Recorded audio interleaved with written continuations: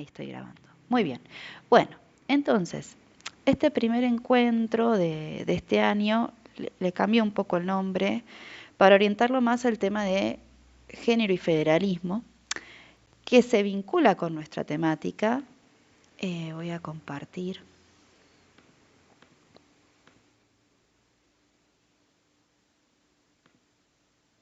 Esperen que pongo.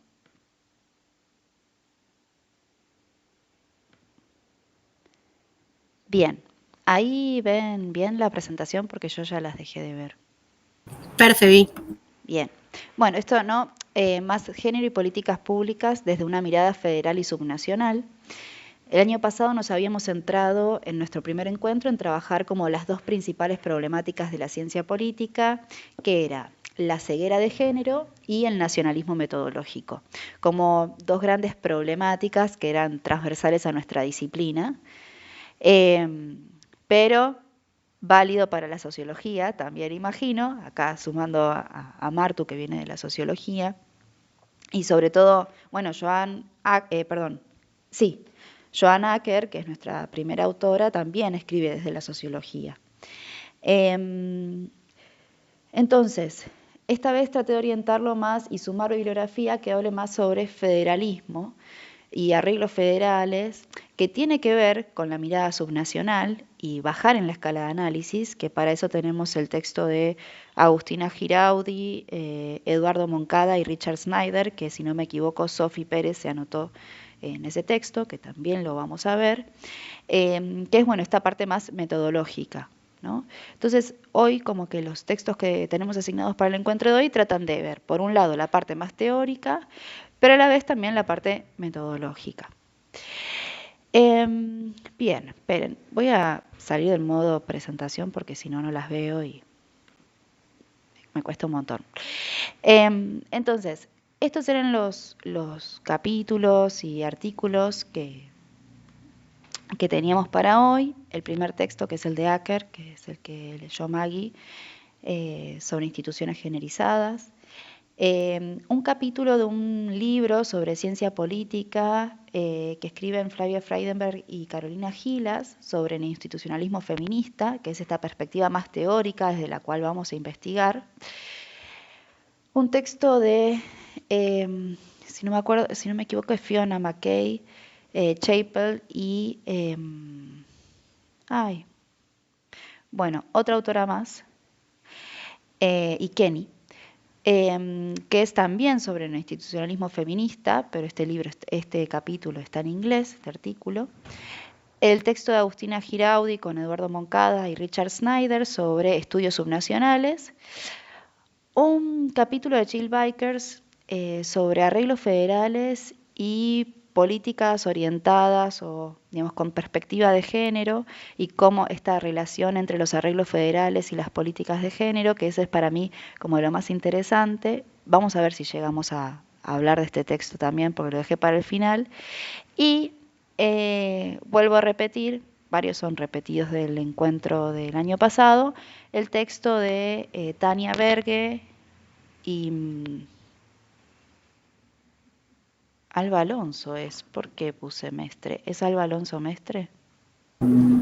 Sí, pero siempre lo dijimos como Verga y Mestre, no sé. Ok, perfecto. Ahora que lo eh, decís tenés razón, pero siempre nos sí, quedó, se queda como Verga y Mestre. Berga y Mestre nos quedó. Bueno, que es el de la ceguera de género en ciencia política, que es una de estas problemáticas que es transversal a nuestra disciplina y que no se vincula quizás tanto con el tema de federalismo y políticas de género, pero que me parece interesante siempre sumarlo porque es, bueno, habla del sesgo, ¿no?, que tenemos en nuestra disciplina y esta ceguera, ¿no? Y entonces, bueno, para mí siempre está bueno verlo. Y aparte es uno de los textos que motorizó una de nuestras líneas de investigación, ¿no?, que es la de ceguera de género, justamente. Entonces, bueno, acá recomendación, bueno, muchas ya, esto es sabido, pero bueno, de dónde buscar bibliografía cuando a una, no sé, le interesa alguna temática. Entonces, algunos acá buscadores como Google Scholar, ResearchGate, Dialnet, Academia.edu, Cielo, y después buscar en revistas específicas que sepamos que traten sobre la temática. Por ejemplo, yo les compartí en el grupo ayer o antes de ayer un número que salió sobre estudios federales, ¿no? Entonces, por ejemplo, de federalismo hay muchas redes, ¿no? Y esas redes tienen sus propias revistas, entonces publican sobre esta temática.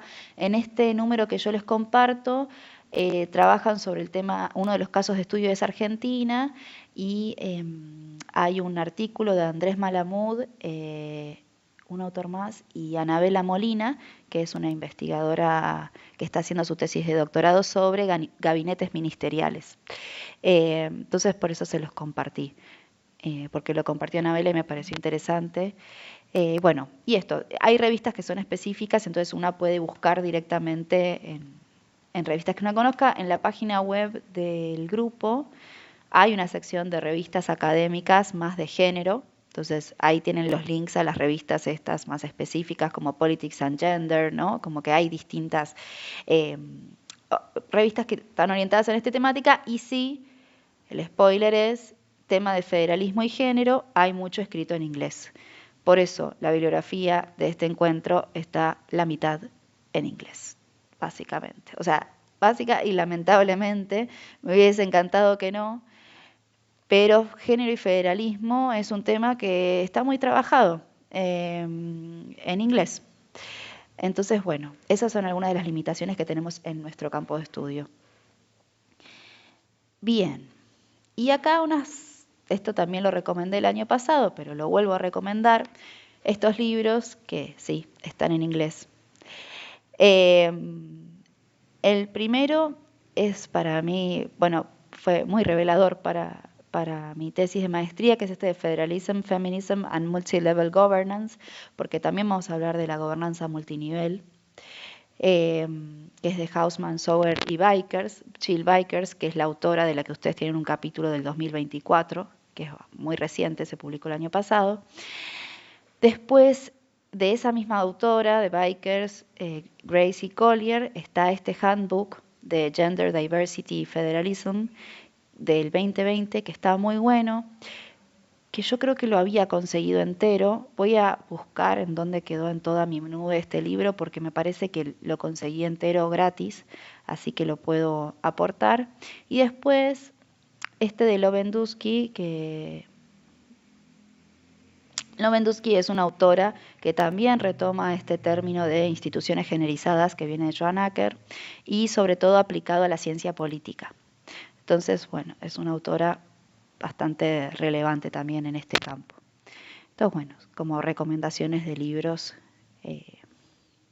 Bien, y esta, muy breve, voy sobre esto, recomendaciones para leer artículos cuando uno tiene poco tiempo.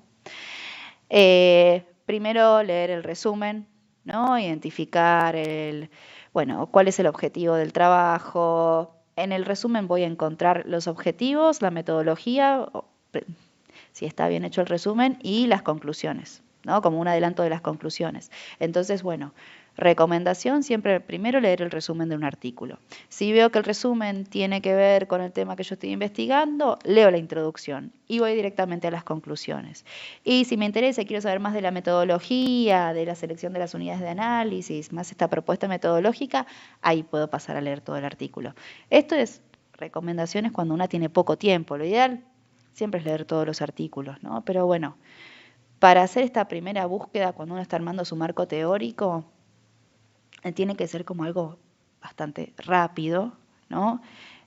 Para poder concentrarse después en leer aquellos artículos que sí tienen que ver, ¿no? Porque a veces quizás uno gasta un montón de tiempo leyendo en profundidad muchos artículos que no tenían nada que ver, que quizás por el título parecía que sí, y después cuando lo leemos no tiene nada que ver, ¿no?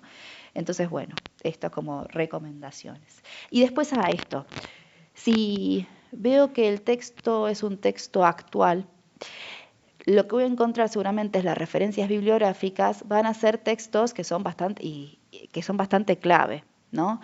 Entonces, muchas veces está bueno ir a las referencias bibliográficas para ver a qué persona se citó, qué trabajo se citó, y si me interesa alguno de esos tres trabajos, ir al DOI que aparece en las referencias bibliográficas para llevarme a ese artículo. ¿sí? Como que está muy bueno esto de revisar las referencias bibliográficas de los artículos, porque de ahí eso también nos va a ayudar a armar el marco teórico. Más si es un artículo que nos gustó, que nos parece bien el marco teórico, como que va en línea con lo que estamos haciendo. Nada, eso también es recomendable. Y bueno, y para poder buscar en estos buscadores más académicos, lo que sí hay que tener en claro son los términos de búsqueda, ¿no? Bueno, ¿cuáles van a ser mis palabras clave? ¿Sí? Está bueno armarse, por ejemplo, alertas de Google, ¿no? Uno se puede armar alertas de Google. Yo tengo armadas alertas de Google, por ejemplo. Mis palabras clave son paridad de género. Entonces, cada vez que se publica un artículo que en sus palabras claves tenga paridad de género o en su título tenga paridad de género, me llega una notificación. Y semanalmente me van llegando notificaciones de nuevos artículos que se van publicando. Entonces, si hay un término de búsqueda que a ustedes les interese, por ejemplo, no sé, economía del cuidado, ¿no? Que sean bien específicos, porque ¿qué pasa? Si yo pongo solo, no sé, género, me van a aparecer un montón de publicaciones, ¿no? Y semanalmente quizás me lleguen un montón de publicaciones, pero quizás, no sé, género en el deporte, género en economía, género en lo que sea, ¿no? Entonces, bueno, tener bien claros los términos de búsqueda también ayuda a afinar para poder armar el marco teórico y además para poder tener lo último que se haya publicado sobre la temática. Porque algo que puede suceder también es que cuando uno arma un artículo, escribe algo, que después los revisores en los comentarios nos digan, bueno, muy bueno, pero no cita los últimos trabajos publicados sobre esta temática, ¿no? Y siempre es como que hay que estar al día con lo último que se publicó, ¿no? O al menos lo último que publicaron estas personas que son referentes. Por ejemplo, si Jill Bikers escribió un artículo sobre federalismo y género en 2024 y la tengo que citar, porque ella es una de las referentes de esta temática, entonces tengo que leer lo último que publicó. ¿Se entiende? Bien, buenísimo. Bien, entonces no quiero destinar mucho tiempo a esto, así que vamos con... Listo. Bien, con el primer texto que teníamos para hoy, que es este de Joan Acker, que se llama From Sex Roles to Gender Institutions, es decir, desde los roles de género hacia las instituciones generizadas. Y este texto lo había leído Maggie. Así que Maggie, todo tuyo. Bueno, haré lo posible. Hace mucho no leía en inglés y estoy estudiando italiano, entonces mi cabeza está hecha un caos, con lo cual te pedí ayuda muy probablemente, o interrumpime si sentís que en algún momento no estoy siendo claro. La verdad que lo leí varias veces, no solo por la dificultad, digo, por mi dificultad y mis tiempos para leer en inglés, pues está bastante oxidada, sino también porque me parece que tiene como diferentes niveles de profundidad y que es muy necesario poder detenerse en ello como para abordar la pregunta, ¿no? De, bueno, generalmente cuando pensamos en la idea de género, vamos a esta conceptualización clásica que la vincula con el género, y entonces hacemos esta diferenciación entre sexo igual biología, género igual cultura, y que eso pareciera explicar las desigualdades de género a lo largo de la historia y que con eso bastara. Me parece súper nutricio lo que incorpora Joan, porque dice, buenísimo todo esto, espectacular, siempre y cuando pensemos en la agencia individual. Cuando querramos entender, por ejemplo, cuántas mujeres hay en una institución o o qué espacios ocupan estas identidades en la historia, pero lo cierto es que el género no es un fenómeno individual, sino que es una cuestión social, colectiva, y por lo tanto debemos pensar en las instituciones, en las prácticas, en los valores, en las dinámicas, en los lenguajes, en los procesos que se han sucedido a lo largo de la historia y que han dado lugar a incluso a esta construcción de la idea de género, ¿no? Que esto me parece súper interesante, que dice la autora algo así como, incluso la idea de sexo, de la sexualidad, está íntimamente vinculada a la construcción cultural, social y colectiva de lo que pensamos como género. No sé si estoy siendo un poco confusa, pero básicamente esta lectura de género-sexo es periférica, nos ayuda a agregar profundidad a los estudios sociales y nos propone esta idea de pensar a las instituciones como generalizadas, que son estas prácticas que impregnan a las estructuras. El género está en las prácticas y en cómo se reparte el poder. Es un ordenamiento omnipresente, no es una característica personal y antecede toda, por eso habla de infraestructura generalizada, antecede a toda estructuración posterior. Para poder entender esta antesala o la génesis, ella dice que antes de pensar en género como esta construcción social o cultural de expectativas de rol basadas en el binomio varón-mujer, macho-hembra, que luego devienen varón-mujer, dice que la división primera es de tareas productivas de reproductivas. Esto fue como maravilloso, ¿no? Como poder ponerlo en palabras me pareció espectacular, porque dice que las tareas productivas son aquellas que crean bienes o servicios y las tareas reproductivas son aquellas destinadas al trabajo del cuidado. Esto creo, o al menos desde mi prejuicio, siento que quizás estamos muy familiarizadas con esta dinámica, bueno, las tareas reproductivas o las tareas de cuidado, pero no es tan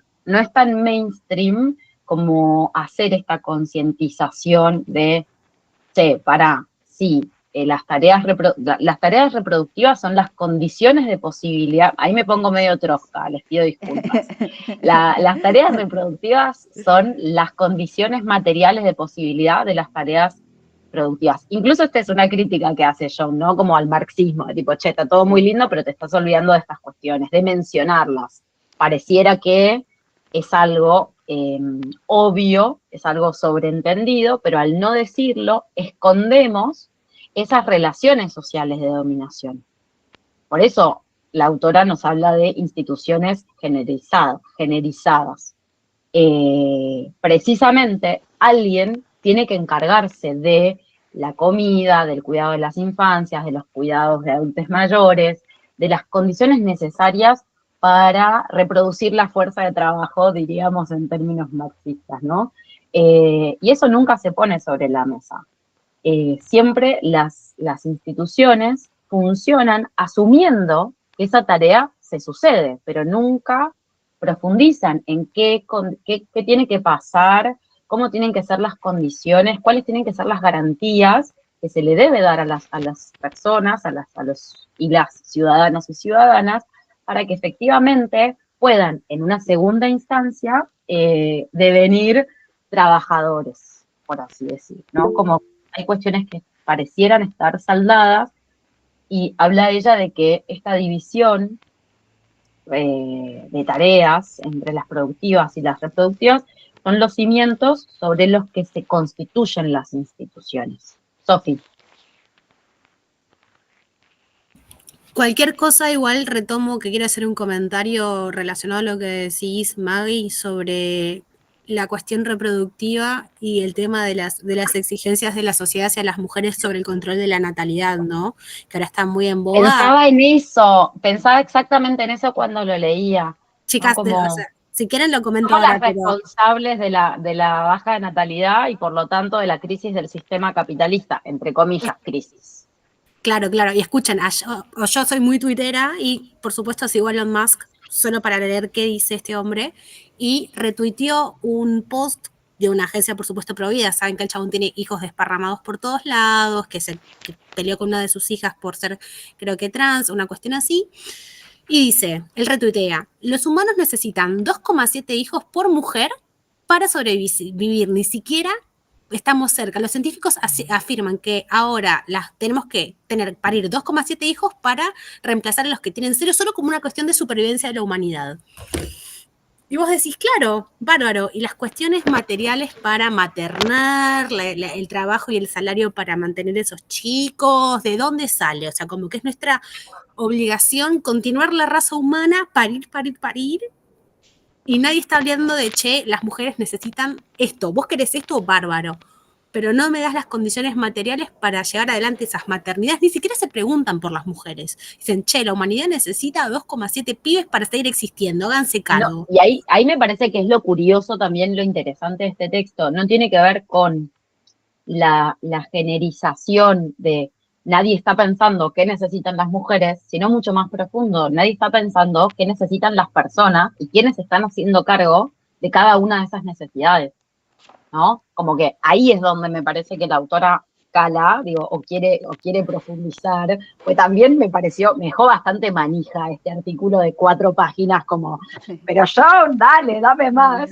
En el sentido de que ella dice esto, como que todos a esta altura del partido, donde se han reproducido estas lógicas, porque están profundamente cristalizadas en las instituciones, de todos como trabajadores, como productores de productos, valga la redundancia, o servicios, naturalizamos cómo es el debido rol, ¿no? Con qué tenemos que cumplir, cómo somos buenos trabajadores, incluso qué derechos debiéramos tener para hacer mejor nuestro trabajo. Pero no profundizamos en qué es necesario, ¿no? Recontra. ¿Qué es necesario para poder efectivamente producir? Digo, dormir bien, tener la panza llena, que hayamos sido lo suficientemente estimuladas y estimulados a lo largo de nuestra vida como para hacer sinapsis y en términos cognitivos comprender la tarea. Digo, son un montón de preguntas que se dan por supuesto, que se dan por satisfechas y que ahí es donde se esconde esta opresión de género, porque esas tareas están pura y exclusivamente a cargo de feminidades, ¿no? Me flashó un montón y explica luego muy brevemente, pero como que da ejemplos, creo yo, muy claros, de cuáles son los procesos, o en realidad cuáles son las prácticas organizacionales en sentido amplio, ¿no? La familia, la escuela, el trabajo, digo, todas las instituciones u organizaciones de las que formamos parte a lo largo de nuestra vida, que consolidan este proceso de producción y reproducción de los géneros y las expectativas de género. ¿No? Por un lado, las leyes, que son aquellas normas que controlan, que regulan, que segregan, que excluyen, y da el ejemplo que me parece espectacular. Por ejemplo, las leyes benefician a los varones que abusan físicamente, sexualmente de mujeres, ¿no? El famoso avenimiento, por ejemplo, la posibilidad en términos legales de que una mujer víctima de abuso sexual perdone a su agresor y eso basta para dejarlo libre. Un besito. Gracias, chiquis. Después está la construcción de imágenes y símbolos, ¿no? Cómo se crea la apariencia de la neutralidad de género, pero siempre el modelo universal es el varón, el trabajador, ¿no? Cómo ser un buen trabajador, ese trabajador nunca tiene cargas familiares, nunca tiene como el extra, nunca tiene cosas que hacer por fuera de pura y exclusivamente trabajar. Por otro lado están las interacciones cotidianas que reproducen las lógicas generizadas, ¿no? ¿Quiénes pueden hablar? ¿De qué manera? Como quién toma nota en una empresa, por ejemplo, ¿no? ¿Cómo reproducimos estos estereotipos, podríamos decir? Y por último, los procesos internos individuales, que obviamente todas estas cuestiones que están por fuera de las individualidades se subjetivizan y empiezan a formar parte de la conformación de la identidad de género. Con mayor o con menor conciencia, el nivel de naturalización es tal que la agencia también se ve modificada. Ahí agrega como algo así, como que está buenísimo, por lo menos así lo interpreté yo, ¿no? Como, y está buenísimo que nos preguntemos por qué las mujeres no accedemos a puestos de toma de decisiones o a observar cuántas mujeres efectivamente podemos hacerlo y de qué manera o por qué no. por qué, la pregunta, ¿no? De por qué somos excluidas y que nos hagamos esa pregunta desde las ciencias sociales, pero lo que ella dice es que eso es necesario complementarlo con el cómo somos excluidas, de qué manera, para poder entender que efectivamente en la génesis de las de las instituciones. instituciones está esta idea de que casi que las instituciones se crearon, se consolidaron y funcionan como espacio de poder exclusivo de los varones. Se definen incluso por la falta de mujeres. Entonces, si no observamos eso, nos va a costar muchísimo entender por qué son pocas las mujeres que acceden a puestos de decisiones, ¿no? Porque esas estructuras, y nombra, bueno, existirían en el Estado moderno, las relaciones sociales capitalistas, el ejército, incluso si el género no hubiera sido su principio fundacional, su principio organizador, serían esas instituciones de igual manera, existirían siquiera si la distinción principal, si en principio organizador no fuera la distinción de producir cosas barra cuidar la vida. Sería lo mismo el ejército si su principio fuera cuidar la vida, porque además ahí hay una fantasmagoria, ¿no? Que pareciera que estas instituciones aparecen para cuidarnos Sí.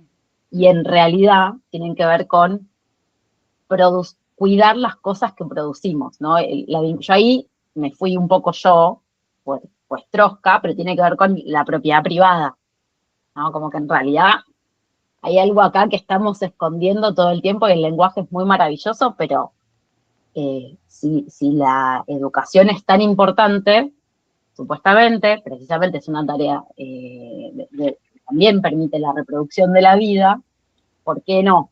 ¿Por qué no le damos tanto lugar? ¿Por qué no está bien? Yo lo pienso mucho en torno al momento histórico que estamos viviendo, ¿no? Como docentes y estudiantes de la universidad pública. Eh, si fuera tan importante, tendría muchísimo más valor real, económico incluso. Y en realidad, bueno, no sé, cambiemos las partidas y se las damos a seguridad. Creo que hice un repaso bastante grande, Vicky, por ahí me olvidé algunas cosas en mi propio entusiasmo. No, Maggie, me parece que hiciste el recorrido por todo. Yo acá lo que hice fue tomar solo algunas citas, pero de justo puntos que vos mencionaste, como que me parecen así medio clave para que nos llevemos, ¿no?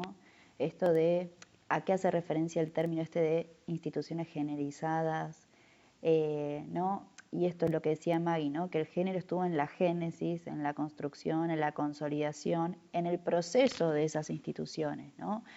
Entonces acá es, ¿cómo entendemos al género? Como una variable independiente, ¿no? En un momento dice, ¿no? La tomamos como una variable independiente, como una categoría accesoria, ¿no? Que sumamos a nuestros estudios, por ejemplo, para ver, bueno, las diferencias de ingresos según género.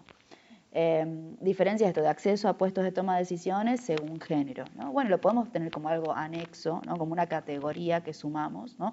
Como una variable independiente explicativa, a ver si eso explica, por ejemplo, diferencias de acceso, diferentes oportunidades, etcétera, o podemos ir y hacer este recorrido histórico, como mencionaba Maggie, de ver cómo fue la construcción histórica de estas instituciones, ¿no? Hacer un análisis más cualitativo y también entender, porque dice, bueno, esta categorización entre, primera distinción, por eso es desde los roles de género hacia las instituciones generizadas, ¿no? Es como que hace todo ese recorrido de cómo fue cambiando la categoría género dentro de las ciencias sociales. Ella está hablando desde la sociología, pero esto como categoría analítica. Entonces, primero, muy vinculado a esto que decía Maggie, que el género como una construcción cultural, social, a diferencia del sexo que era asociado a lo biológico, pero que después también el sexo termina siendo una construcción, dice, ¿no? Y también cómo se empiezan a sumar otras variables, ¿no? Y una perspectiva más interseccional, porque no era lo mismo hablar de mujeres blancas que hablar de mujeres negras, ¿no? O otras etnias. No es lo mismo de hablar cuando se entrecruza con la categoría de clase social, por ejemplo.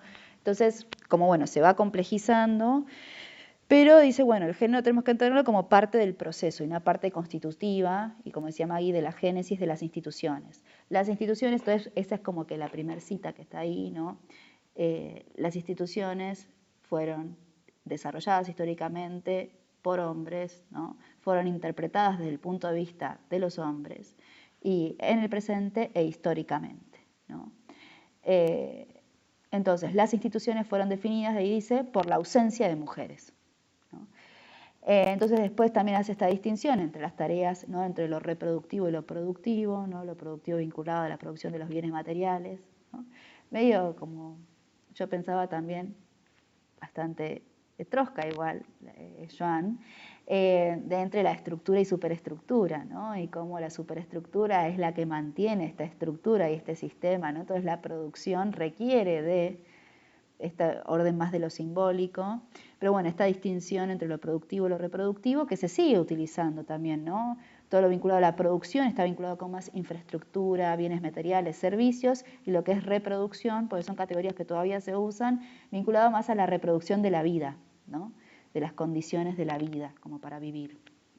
Y después, bueno, por último, esta última como frase que me gustó, que decía, bueno, ver a las instituciones sociales como generizadas nos provee de una perspectiva crítica, o sea, dentro de la sociología, en donde la pregunta relevante, y como decía Maggie, es esto, se transforma en no tanto en por qué las mujeres son excluidas, pero hasta qué punto toda la estructura institucional y el carácter particular de algunas áreas institucionales se forma y se reproduce a través y por el género, ¿no? Como que es lo más estructural, ¿no? No como una categoría accesoria, sino como algo que está en la estructura, ¿no?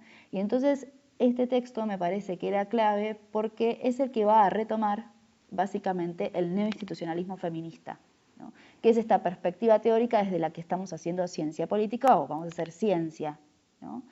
Que es entender que las instituciones se encuentran generizadas y que el género, va a decir, esto no les traje, pero hay un texto de Johnny Lowendusky, que es esta otra autora que yo les decía que es muy importante, del 2015, que es ese manual de ciencia política y feminismo, en el que ella dice, bueno, el género es una institución más que se anida en otras instituciones, ¿no?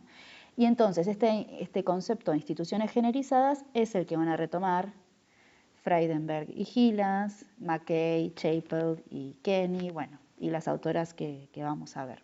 Entonces, bueno, el año pasado no habíamos visto este texto y me parece que es bastante clave porque es el primero del que habla de este tema. Se me acaba de romper la cabeza. Bien. Por eso vengo, por eso estoy teniendo este espacio. No lo puedo creer, o sea, repensar a la categoría instituciones, o sea, pensar en instituciones que desde su génesis no hayan contemplado a las mujeres y que a partir de eso se desarrollen todas las ausencias de las mujeres o los... No lo puedo creer, y es muy cierto. Y repensar el rol de, los ejércitos serían como son si no hubieran, o sea, si hubieran sido solo de hombres, cómo opera la masculinidad en la construcción de esas instituciones y lo discursivo. Es que incluso a mí lo que más me voló la cabeza, porque es lo de, ¿existiría el Estado moderno? O sea, que se basa sobre la diferencia de lo público y lo privado. Lo público, lo productivo de la vida y lo privado, lo reproductivo. Las mujeres en el espacio privado. Y fue como, igual que vos. Claro. Sí, sí. Hago una consulta por si el texto habla de ese tema, porque me parece que esta idea que está resaltando Sofi también pone en jaque el reclamo de ocupar más espacios en las instituciones, ¿no?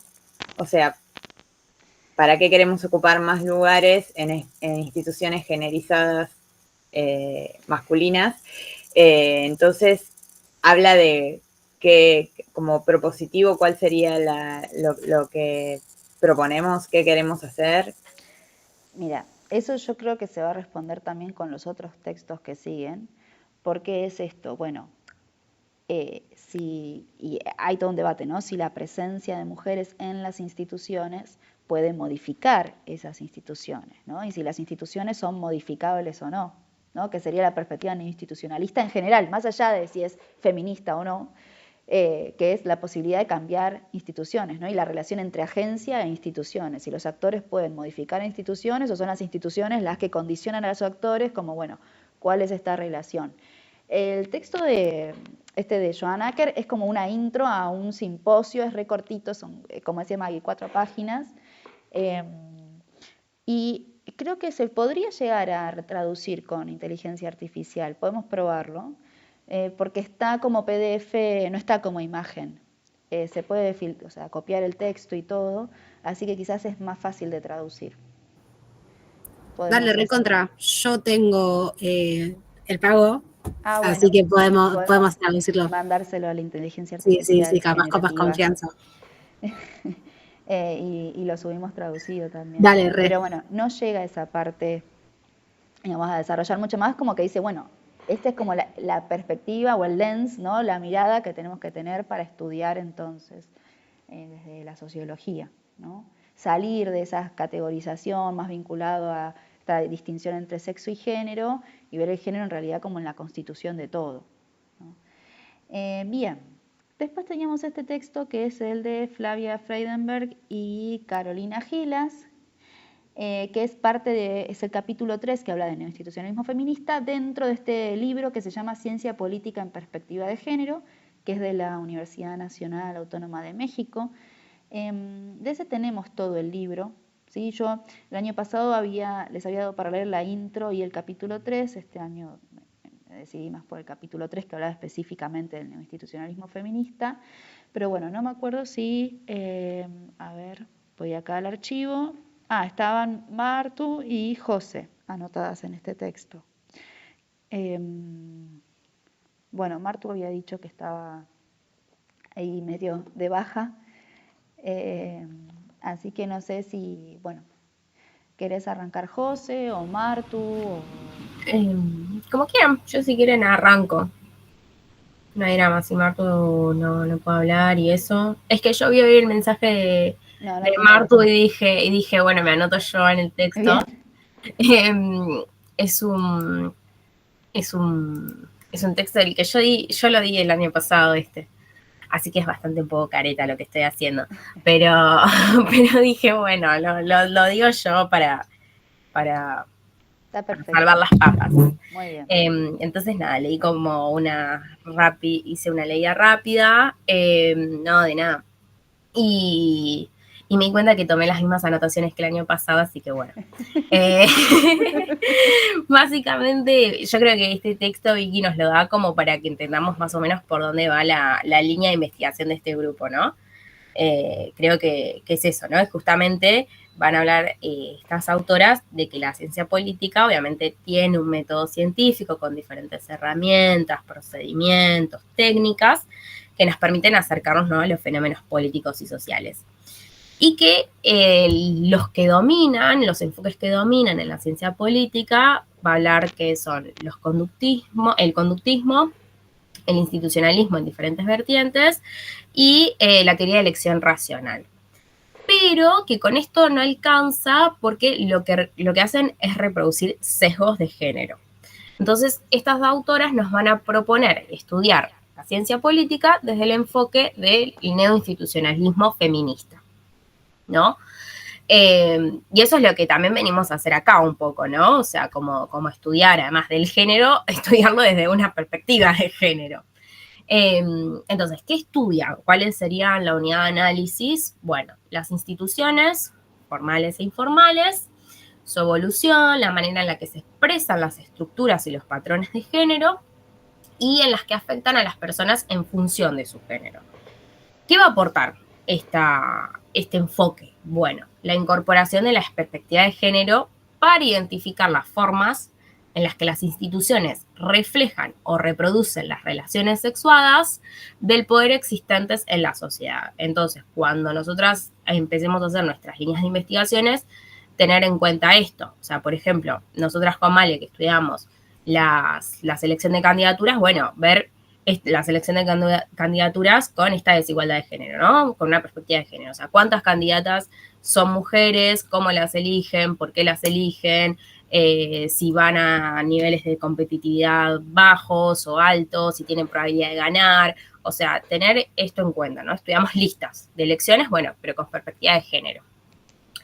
Entonces, para definir, que creo que sí es la frase que yo marqué, que es la misma que está ahí en lo de Vicky, el neoinstitucionalismo feminista supone adoptar estrategias de investigación que incluyen el género para iluminar y cambiar la situación de invisibilidad que viven las mujeres y para investigar sobre la existencia de desigualdad entre hombres y mujeres en diversas dimensiones del sistema político.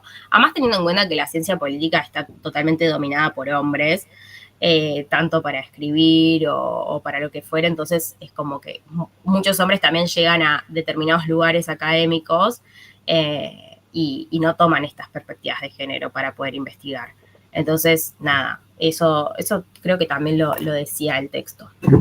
Bueno, y para ir terminando, hay diferentes subenfoques que va a tener el neoinstitucionalismo, que está el empírico, las interacciones entre reglas formales e informales, después el histórico, que por ahí es un poco de lo que investiga la autora que recién acabamos de charlar, Joan, la naturaleza de las instituciones, sus interacciones y desarrollo, el discursivo, o sea, como el proceso de construcción de conceptos, de comunicación, etcétera, que están sesgados, y sociológico, organizaciones y sus procesos, y elección racional, ¿no? Comportamiento de los actores para explicar los orígenes, el funcionamiento y los resultados de las instituciones. Entonces, bueno, eso es más o menos, y las autoras terminan diciendo que la incorporación de las perspectivas feministas, que supone la introducción de las desigualdades de género en el estudio de las instituciones, ha sido un parteaguas para la investigación en las ciencias sociales. La perspectiva en el institucionalismo feminista ofrece un nuevo enfoque, metodológicamente sólido y versátil, que permite generar explicaciones más complejas y acertadas de los fenómenos sociales, así como también abre nuevos campos de análisis para la ciencia política. Entonces, nada, esto, ¿no? Como dan un aporte metodológico, teórico, con nuevas herramientas para poder estudiar en la ciencia política. Y eso también es lo que venimos haciendo un poco acá en el grupo de investigación.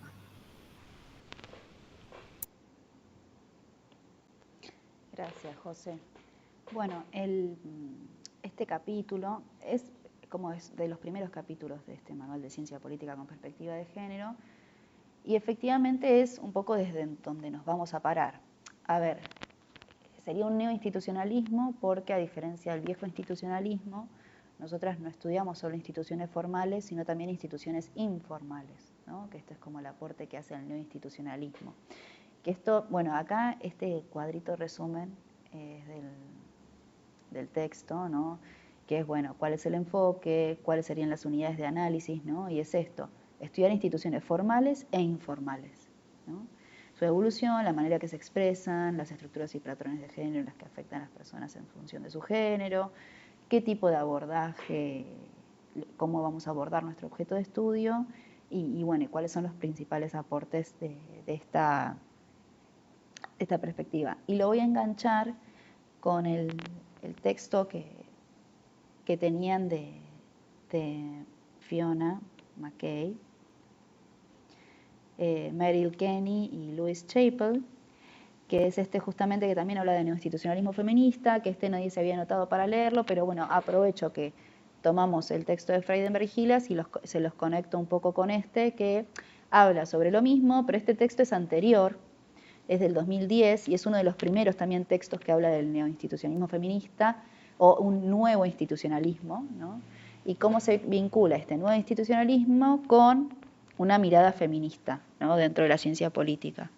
Entonces, ¿qué es lo que vamos a estudiar? Instituciones formales e informales, cómo se crean esas instituciones, cómo se dan las continuidades o los cambios al interior de las instituciones y las vinculaciones entre la estructura, la agencia y poder, ¿no? Que es un poco lo que les decía antes. Entender también que las instituciones son modificables, ¿no? Por más que tengamos esta idea de que las instituciones son rígidas, ¿sí? Y que son difíciles de modificar, hay momentos de cambio y de bueno, mecanismos de ruptura de ciertas continuidades institucionales, ¿no? Entonces, por ejemplo, yo pensaba, por ejemplo, toda esta idea de si es posible pensar en un Estado feminista, ¿no? O feminismo al interior del Estado, ¿no? Retomando la pregunta que hacía Sofi Pérez antes, ¿no? De, bueno, y entonces, ¿qué hacemos? ¿Queremos ocupar esas instituciones que son masculinizadas, que reproducen estos roles de género, estos estereotipos, esta dominación, las relaciones de dominación, ¿no? Porque si no, habría que abolir el Estado, ¿no? Que bueno, es una propuesta, ¿no? Más desde bueno, el materialismo histórico y Marx. O se pueden modificar las instituciones desde su interior, los actores tienen posibilidad de modificar las instituciones y estas dinámicas de poder. Y bueno, pensando desde en este caso ellas hablan de un institucionalismo feminista, porque todavía no había el neoinstitucionalismo, ¿no? Que es la actualización del institucionalismo. Y sí, las instituciones serían modificables, ¿no?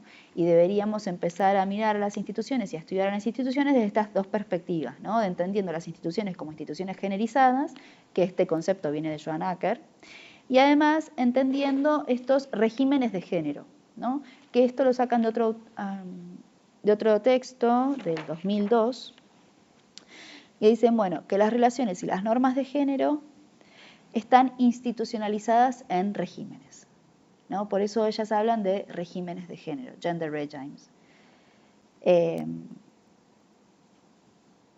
Entonces, bueno, así como retoman la perspectiva de Joan Acker, dicen, bueno, el género se ve en las estructuras sociales, simbólicas, interpersonales, ¿sí? Y en la construcción misma y reproducción misma de las instituciones, ¿no? Como esto, bueno, todo viene de Acker y ese texto desde de Sex Roles to Gender Institutions. Todo el neoinstitucionalismo feminista va a partir de ese primer texto del 92. Entonces dicen, bueno, lo que deberíamos combinar es este nuevo institucionalismo con la ciencia política feminista, ¿no? Y entonces así podría surgir esta nueva vertiente que es el nuevo institucionalismo feminista, que después se va a convertir en este neoinstitucionalismo feminista, ¿no? Del que nos van a hablar Freidenberg y Gilas, y hay muchas autoras que hablan de neoinstitucionalismo feminista, ¿sí? Yo solo les planteé estos dos textos, ¿no? Entonces, bueno, es este texto de McKay, que es del 2010, McKay et al., planteaban esto, si era posible pensar un nuevo institucionalismo que fuera feminista al interior de la ciencia política. Y efectivamente sí, ¿no? Y es lo que estamos intentando hacer, ¿no? Parándonos desde esta perspectiva neoinstitucionalista feminista, que de repente nos permite entender al objeto de estudio de la ciencia política de manera distinta, ¿no? Sumando esta dimensión de género como una dimensión constitutiva, no como una dimensión accesoria, ¿sí?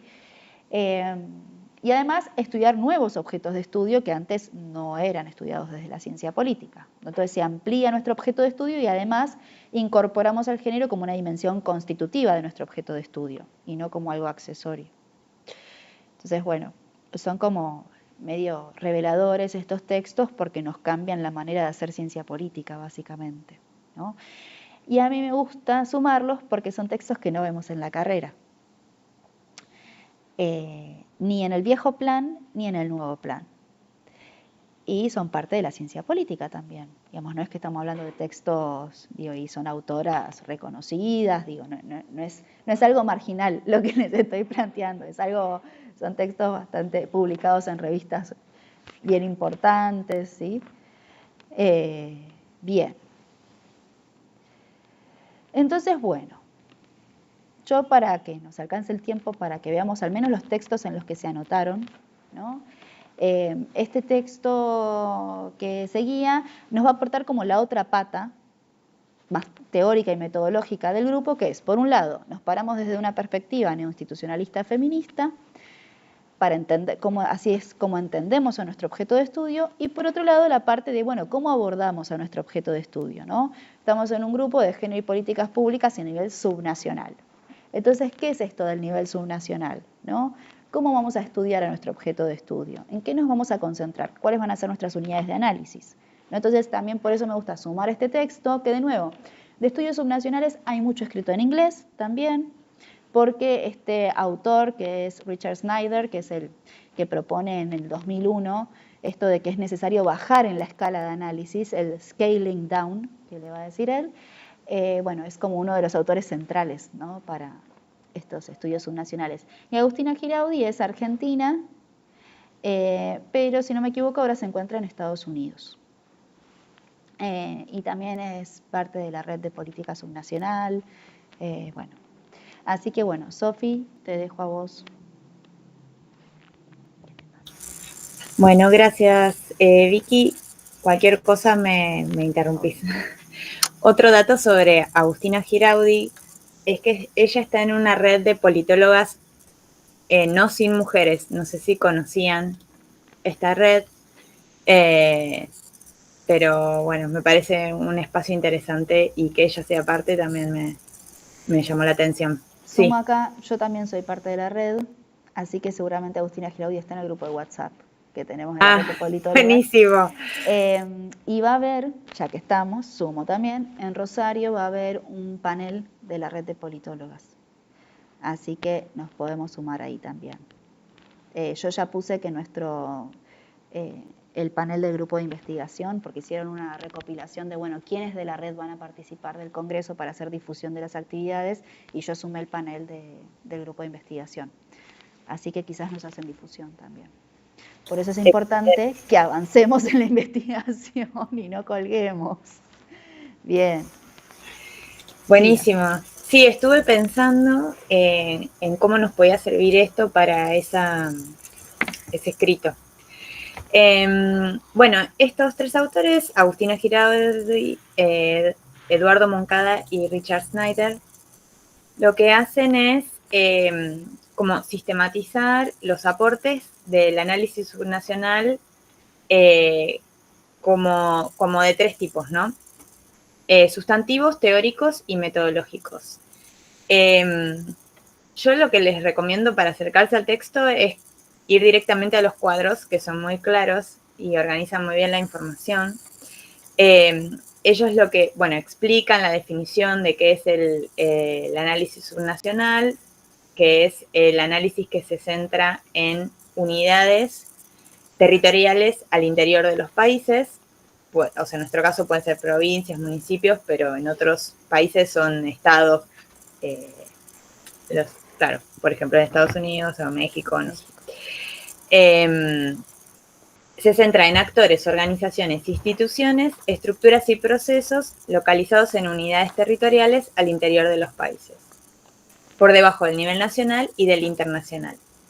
Y como decía Vicky recién, estas unidades territoriales pueden ser formales, delimitadas, esto es, delimitadas y definidas por ley, o informales o no jurisdiccionales, que es identificados por los actores que conocen estos territorios.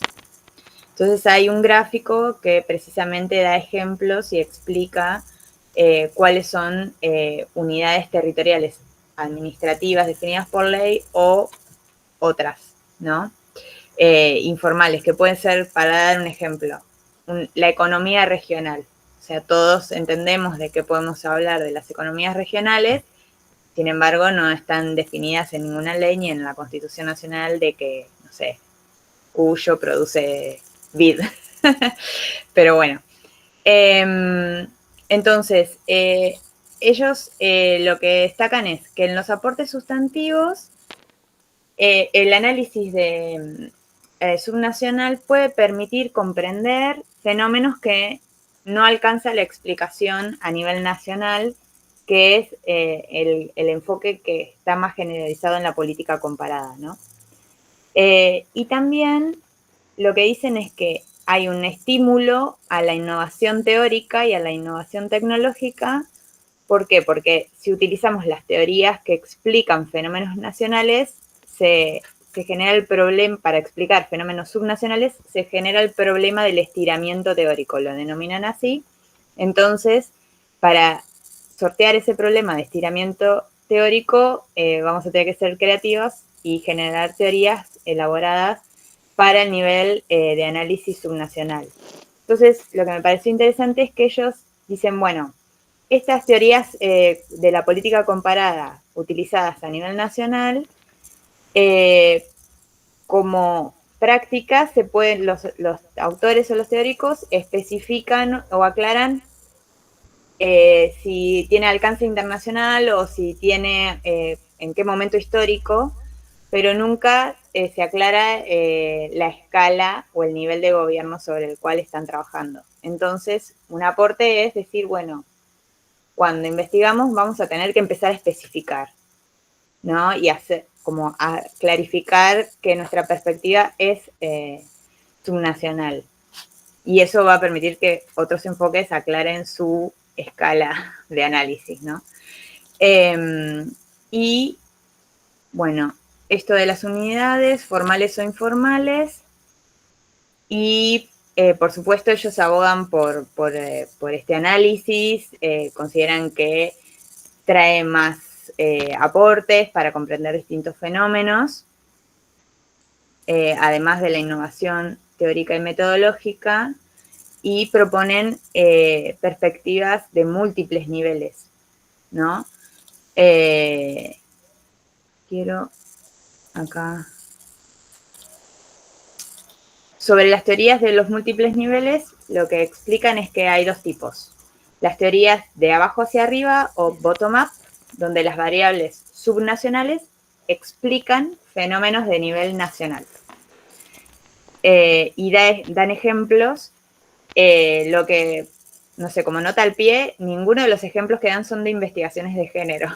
Por eso son como ejemplos de cómo se implementaron las reformas neoliberales en América Latina, o cómo se explicó siempre el orden industrial en Alemania como un ejemplo de descentralizado, cuando en realidad hay un autor que descubrió que era descentralizado y demás. Entonces, son teorías de abajo hacia arriba, bottom-up.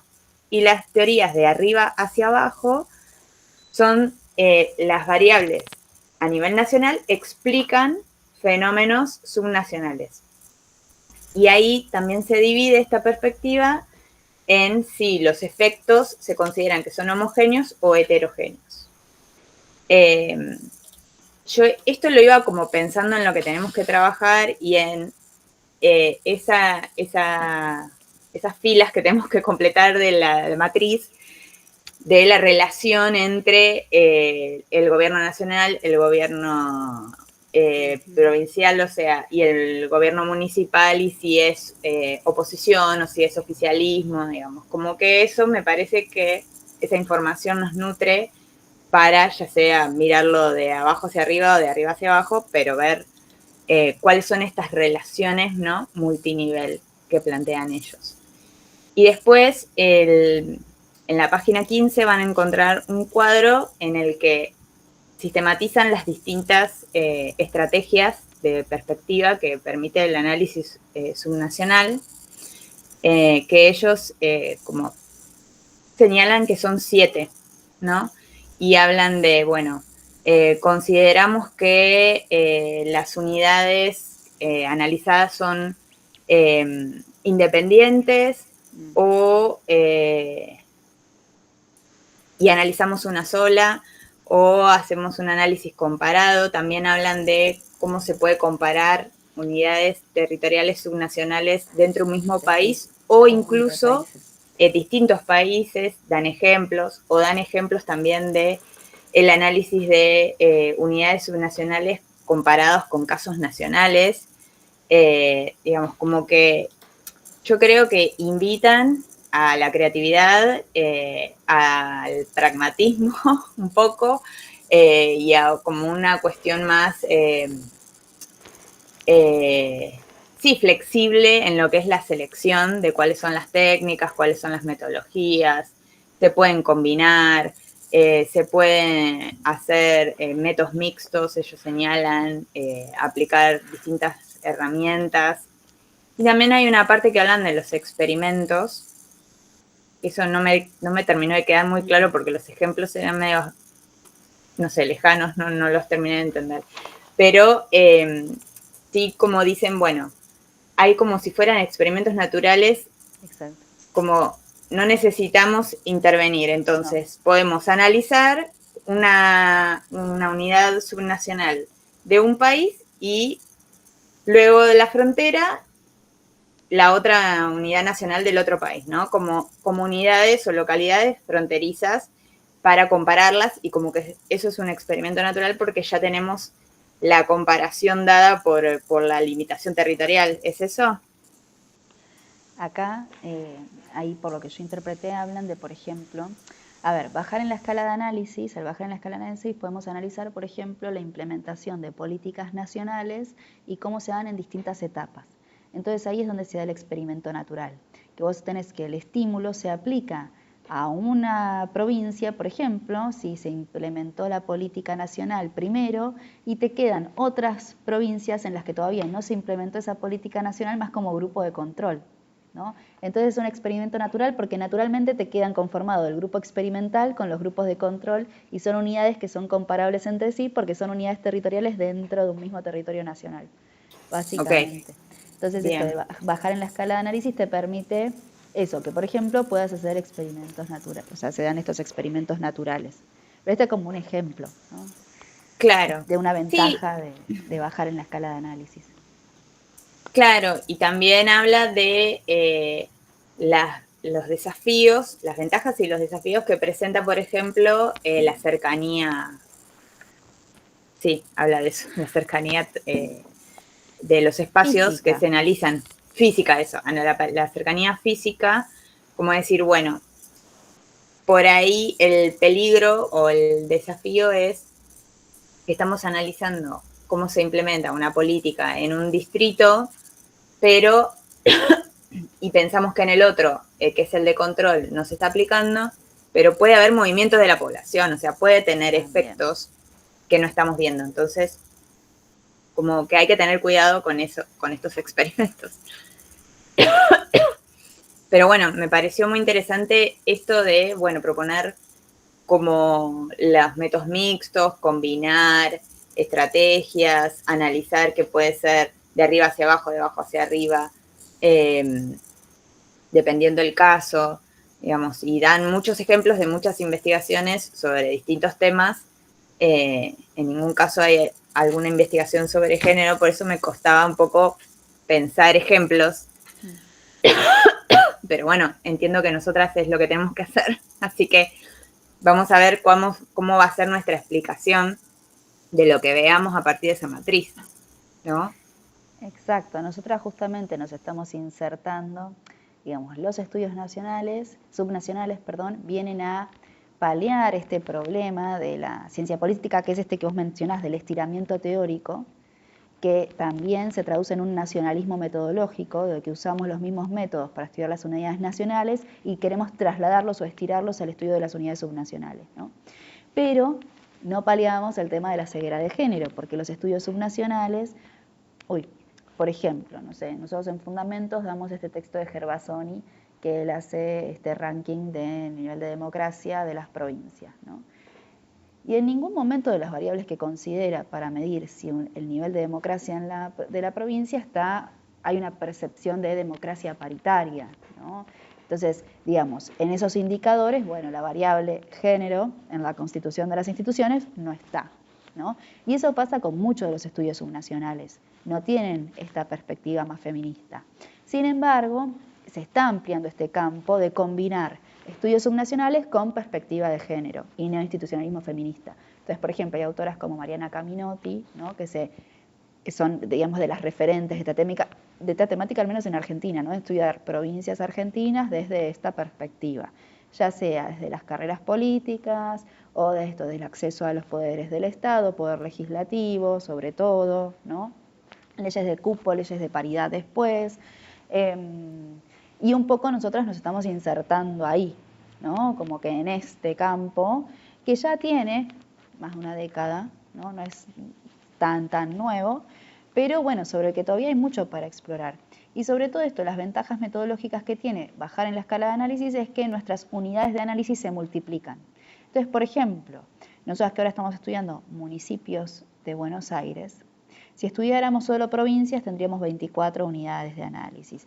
bajamos en la escala y nos vamos al nivel local y tenemos 135 municipios, ¿no? Entonces la capacidad explicativa también, o bueno, la capacidad de construir generalizaciones, con todas las complicaciones que ya sabemos que eso tiene en ciencias sociales, digo, tiene un poquito mayor de poder explicativo, podemos aplicar más una perspectiva más cuantitativa, ¿no? Y acá tenemos como dos tipos de estudios, que es esto del small n o large n, que es muchas unidades de análisis o menor cantidad de análisis de unidades de análisis, más casos de estudio, ¿no?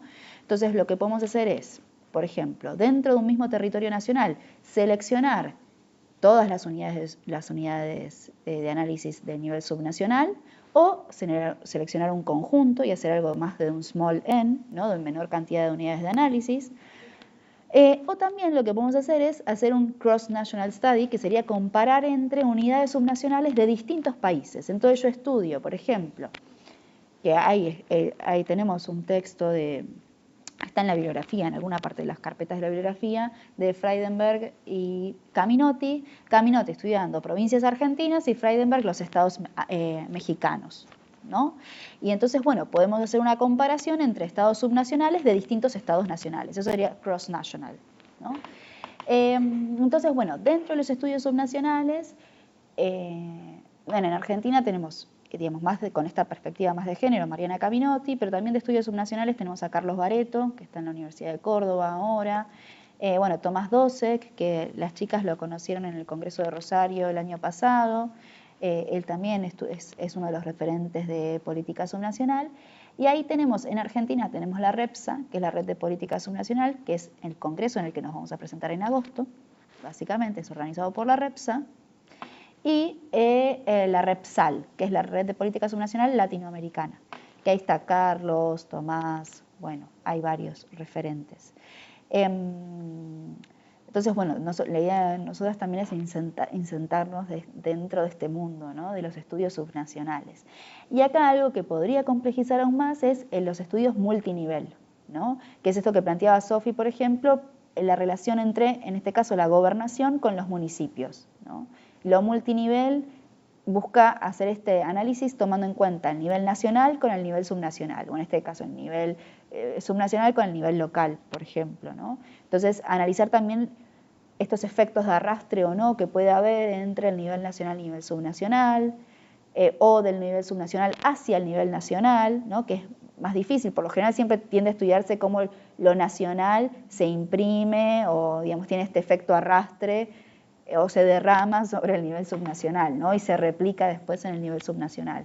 Pero bueno, también es criticar eso, no necesariamente una política nacional se va a replicar a nivel subnacional, y puede ser que haya iniciativas que surjan a nivel subnacional y luego escalen a nivel nacional, ¿no?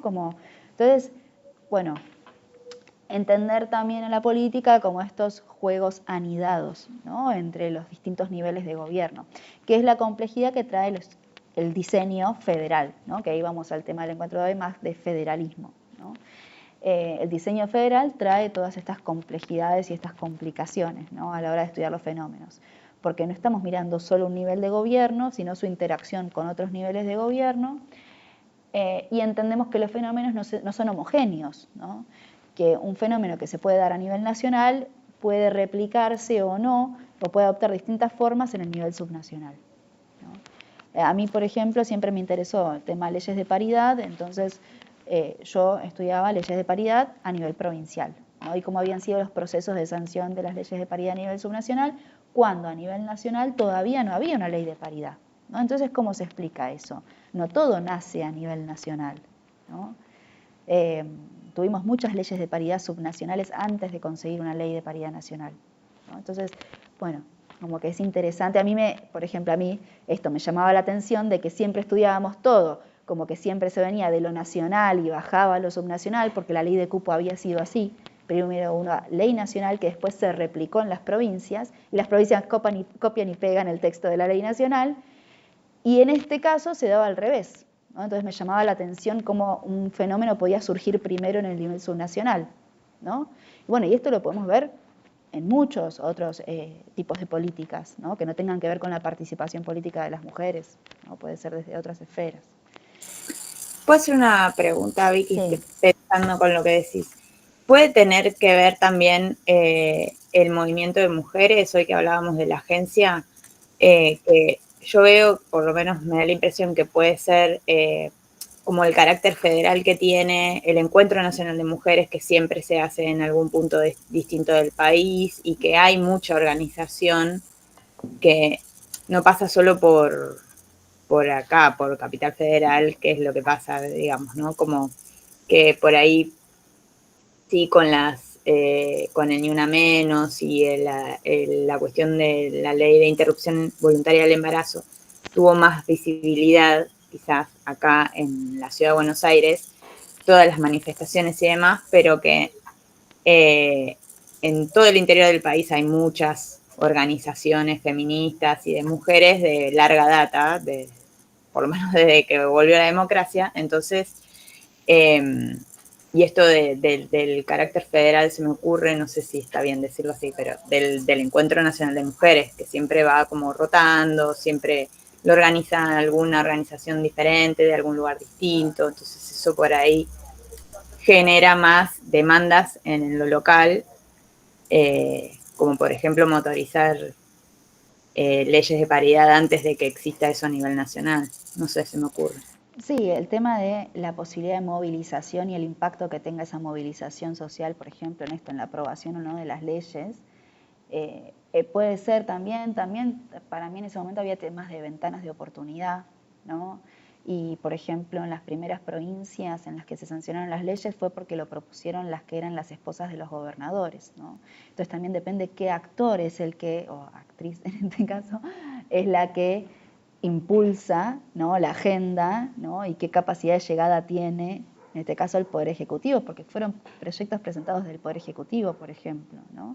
Entonces, digo, ahí yo trataba de buscar esto, ¿no? ¿Cuál era la causa de por qué se habían logrado esas leyes a nivel subnacional y a nivel nacional costaba tanto, ¿no? Y bueno, también tiene que ver con una cuestión de construcción de apoyos, ¿no? De qué tan fácil es construir apoyos a nivel nacional versus a nivel subnacional. No sé, es un tema que no está resuelto. Abandoné un poco el tema después de unos años. Esto era 2018 cuando yo lo estaba investigando. Han pasado 84 años. Podría ser interesante volver. Todavía hay provincias que no tienen leyes de paridad, como Tucumán y Tierra del Fuego, por ejemplo, ¿no? Entonces es un tema interesante, creo, que todavía como hay luchas por dar en ese campo. José. Sí, y justo iba a decir eso, que hay provincias que todavía no tienen la ley de paridad como en Tierra del Fuego, pero que sin embargo, por ejemplo, Ushuaia sí tienen su carta orgánica y dice tipo democracia paritaria, qué sé yo, entonces ahí como que podés ver y comparar, o sea, como en una ciudad sí hay y en la provincia todavía no, y sin embargo todavía la lucha sigue, sobre todo en Tierra del Fuego hay mucha información. Hace poco entrevisté a la diputada de Tierra del Fuego, Carolina Yutrovic, y contaba justamente esto, cómo pudieron configurar la carta orgánica de Ushuaia, pero que todavía se resigue con la lucha paritaria en Tierra del Fuego. Sí, está el movimiento de mujeres de Tierra del Fuego, que Sí. es las que impulsan, y dentro de la red de politólogas hay una profe que es de la Universidad de Tierra del Fuego. Sí, la de pelito blanco, ¿no? Sí, ¿Puede ser? sí, Por rulitos. sí. Ella No me estaba en acuerdo. el Congreso también. Sí, que está en el Congreso de Rosario y va a estar en el Congreso de la SAP seguramente, así que podemos charlar con ella también. Es Sí, me muy acuerdo que lo había accesible. dicho. Sí, es muy copada. Ay, no me sale su nombre. Bueno, Yo creo que la sigo en Twitter, ahora me fijo. yo la tengo en Facebook inclusive, pero no me acuerdo. Claudia Asín. Sí, Claudia, sí, ahí va. Claudia Asín. Claudia Asín es una de las referentes del movimiento y que está la ex gobernadora de Tierra del Fuego también, ahí Sí. inclusive. Pero bueno, no están pudiendo sancionar su ley de paridad a nivel provincial. Siendo del mismo partido político o fuerza política el gobernador actual, ¿no?, de esta exgobernadora, o sea, bueno, también el tamaño del poder legislativo de Tierra del Fuego es mínimo, ¿no? Son muy poquitas personas las que toman esa decisión. No sé si son 9 o 7 la legislatura de Tierra del Fuego. Bueno, nada. Y después Tucumán, que bueno, tampoco tiene ley de paridad aún. Bueno, Llegamos o sea, estamos un poco excedidas de tiempo, pero nos quedaba, el de Jill Bikers no vamos a llegar a verlo, quedará para un próximo encuentro, que es justamente que reúne federalismo con género.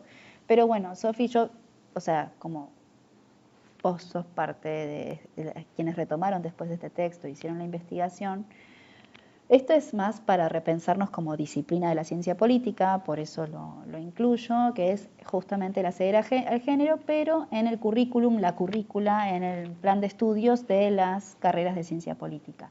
Y en este caso, bueno, y el impacto que tiene esto sobre el alumnado. Las estudiantes, en este caso es unos casos de estudio de España, ¿no? Entonces, Sofi, si querés como brevemente y con esto cerramos.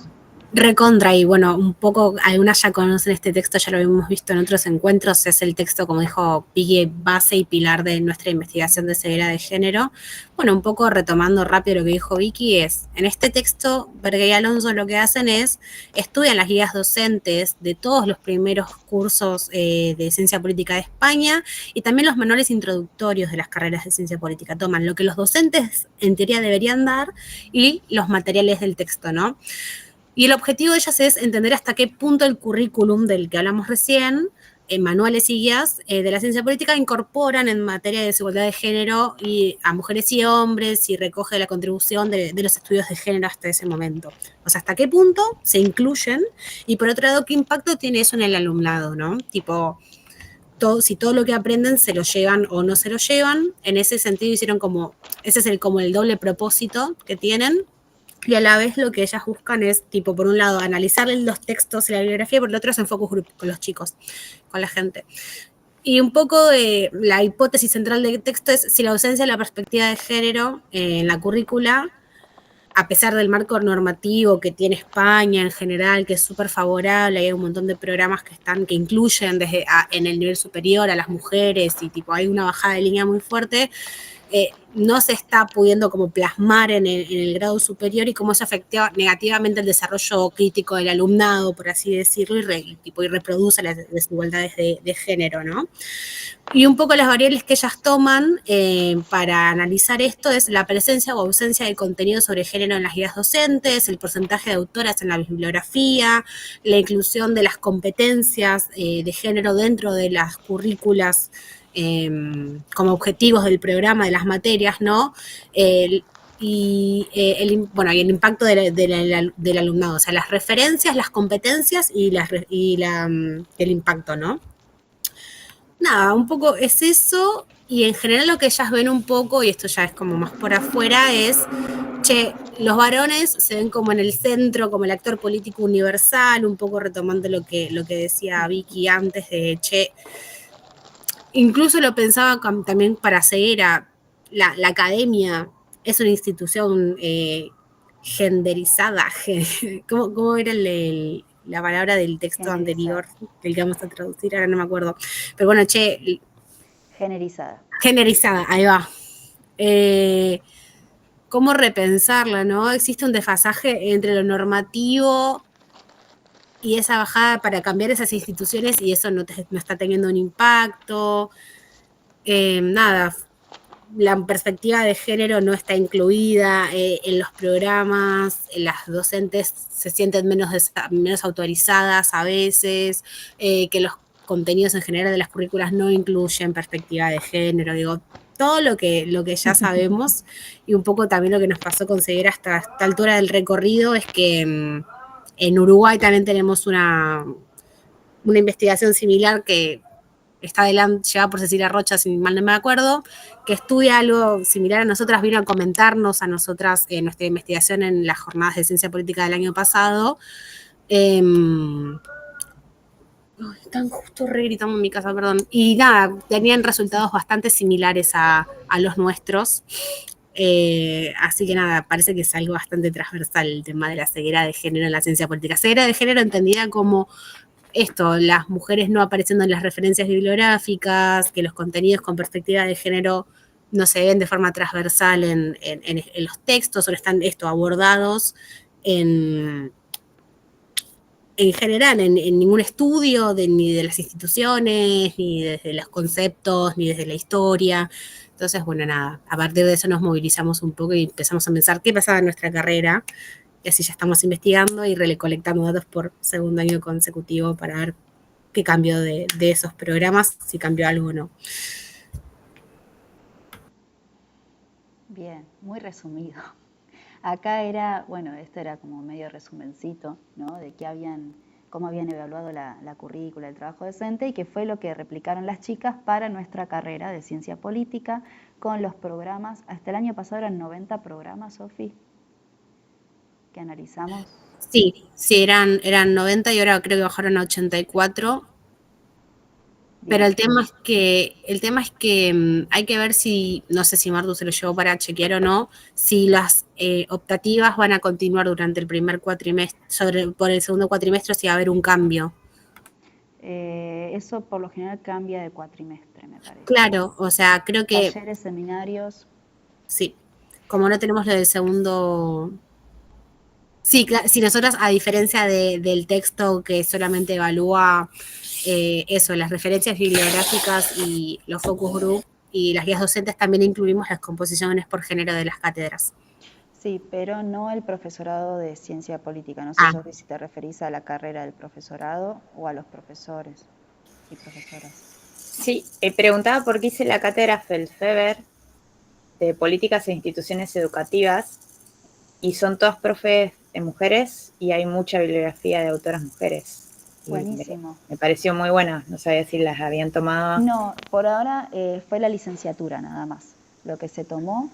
Y esto en realidad nos excede un poco a nuestro objeto de estudio, es más, o sea, porque no es género y políticas públicas a nivel subnacional, pero bueno, la verdad es que yo traje este texto el año pasado, porque, bueno, venía de conocer a estas profes, que después me las encontré el año pasado en el Congreso de Burgos también, y nada, y me parecía que estaba bueno, como no teníamos nada muy desarrollado en nuestro país, en nuestra carrera específicamente, encontramos algunas tesis, una tesis que era de la Universidad de Rosario, ¿no? Pero no hay mucho escrito sobre este tema, entonces era un campo interesante también. Sí nos implica un marco teórico que es como que va un poquito, nos excede porque es también más desde la educación, como que bueno, nos implicó buscar un marco teórico un poco más complejo, que está en construcción.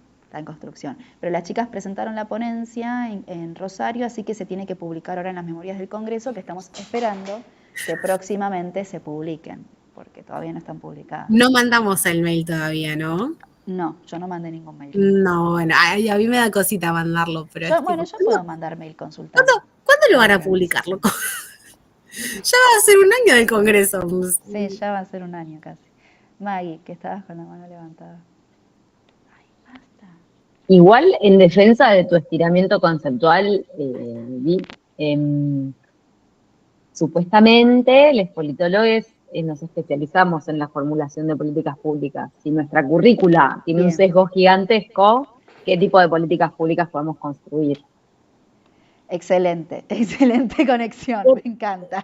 Lo vamos a explicar de esa forma. Si en Rosario llegamos a contar algo de esto, en el ASAP lo explicaremos de esta forma. Si se quieren sumar las chicas de Ceguera también al panel. Sí, ya vamos a estar allá hablando ya van a estar hablando de trincheras. Así que. Es que a mí me parece súper importante, en serio. Para quienes no lo saben, soy profesora del CBC, doy introducción a la ciencia política, y tenemos una unidad de género recientemente incorporada, y es la pregunta que yo les hago a los futuros abogados, relacionistas del trabajo, sociólogos, politólogos, ¿por qué consideran ellos que es importante para nosotros incorporar esta unidad para todos? No pueden responderlo, y yo siempre les digo, porque es súper importante que en la forma de pensar el ejercicio de sus profesiones incorporen esta mirada. Obviamente hay muchísima reticencia, ni que hablar en las juventudes actuales, pero me parece importante que tomemos más conciencia, como nos invitaba Joan. Yo quedé muy flasheada por ese texto, así que gracias, Vicky, nuevamente, a ser conscientes de eso. Recontra, y un poco lo que pasa con Brea y Alonso es le ponen mucho peso al docente en ese momento de, che, metete y da contenido de género en tu aula. Y un poco lo que pensaba es tipo, sí, no, o sea, tipo, porque por ejemplo, no sé, Vicky, si quisiera agregar, que seguramente lo hizo, mucho más contenido de género a sus clases, tiene que hablar con su jefe de cátedra, que puede resistirse. Entonces, de nuevo, todo opera de forma, digo, siento que por lo menos las autoras ponen mucho peso en el docente, capaz porque en España es así y tener más libertad de movimiento, pero acá en Argentina, como está, debe ser muy burocratizado, hay impedimentos a les docentes para poder incorporar perspectiva de género por su cuenta a las currículas, digo. Es muy difícil también dentro de los docentes incorporar esas nuevas perspectivas a sus cátedras, seguramente. Sí, o incorporarlo en la oferta de materias también, Uf, ¿no? A ver, los planes de estudio son un espacio de poder también, los planes de estudio de las carreras, la gracias. selección de unas materias y no de otras, como que bueno, todo está, digamos, las relaciones de poder están en todo esto y nos atraviesan, y más allá de las relaciones de género también.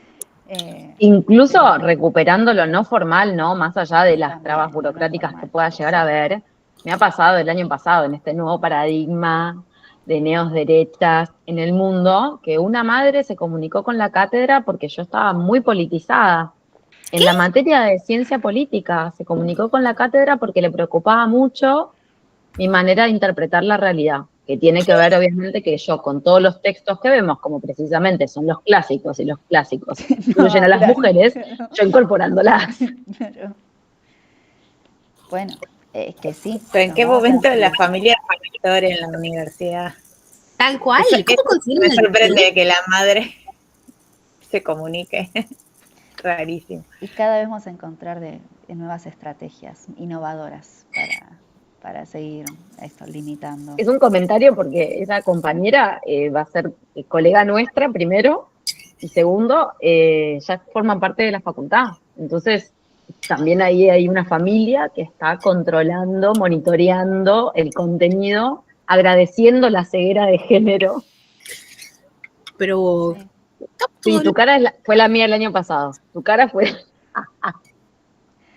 Bueno, y también ahí estará entonces el rol docente también de esto, de tratar de dar ciertas discusiones, debates en el aula, el aula también como un espacio de construcción de otros discursos, como bueno, romper algunos estereotipos, digo, bueno, entonces el rol docente por eso también está incluido como también el estudio de los cuerpos docentes, que adelanto solo esto, algunos de los resultados que encontraron las chicas es no necesariamente tampoco vamos a encontrar que cátedras que estén lideradas por mujeres necesariamente tengan mayor cantidad de bibliografía de autoras mujeres, ni que tengan incorporado, por ejemplo, la perspectiva de género en sus objetivos dentro de la materia, digo, tampoco es, ¿no? No nos asegura la representación sustantiva.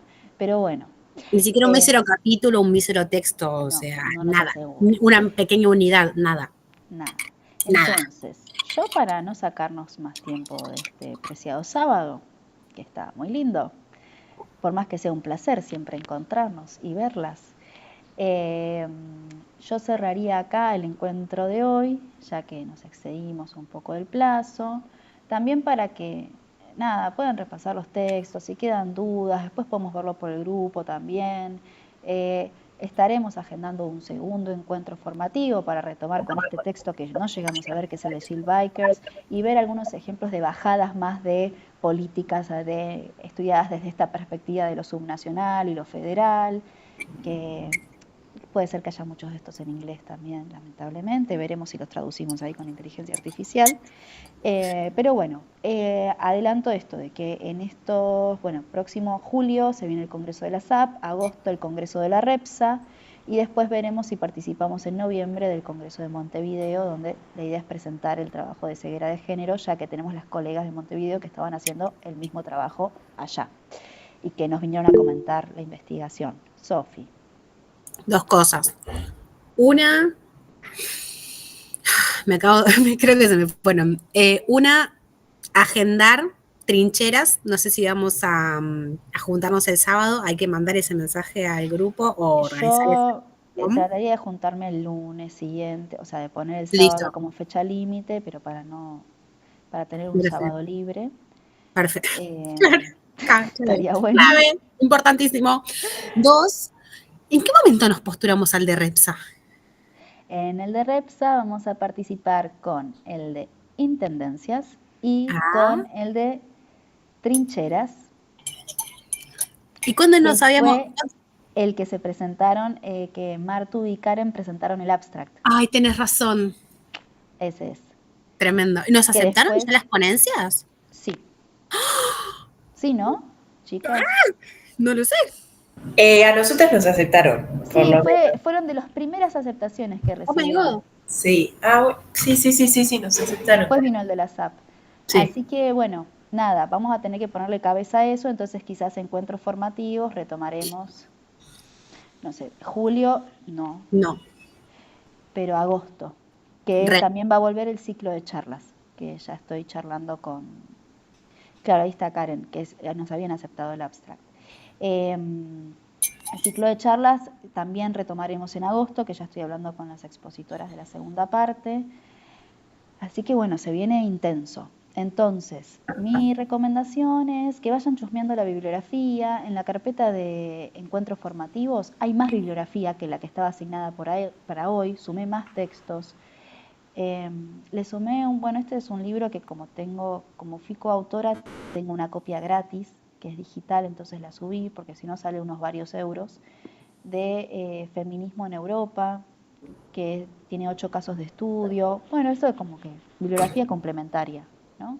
De estudio de movimiento feminista en 8 países en Europa.